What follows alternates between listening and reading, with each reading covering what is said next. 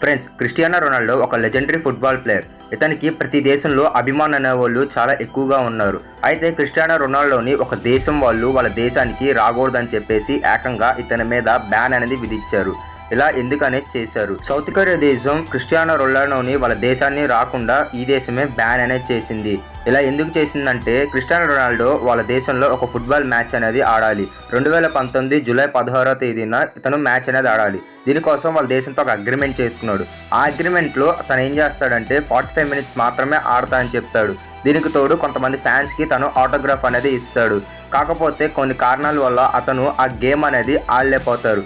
దీంతో అక్కడికి వచ్చిన స్టేడియంలో ఉన్న ఫ్యాన్స్ అందరూ కోపం వచ్చి బ్యాన్ చేశారు. మీరు కనుక క్రిస్టియానో రొనాల్డో ఫ్యాన్ అయితే మీకు ఇలాంటి ప్రాబ్లం వస్తే మీరేం చేస్తారు? కామెంట్ సెక్షన్లో కామెంట్ చేయండి. ఎవరైతే క్రిస్టియానో ఫ్యాన్స్ ఉన్నారో లైక్ చేయండి. మెస్సీ ఫ్యాన్స్ ఉంటే ఛానల్ సబ్స్క్రైబ్ చేయండి. బెల్ ఆన్లో పెట్టుకోండి. మెస్సీకి ఎక్కువ ఫ్యాన్స్ ఉన్నారో రొనాల్డోకి ఎక్కువ ఫ్యాన్స్ ఉన్నారో చూద్దాం.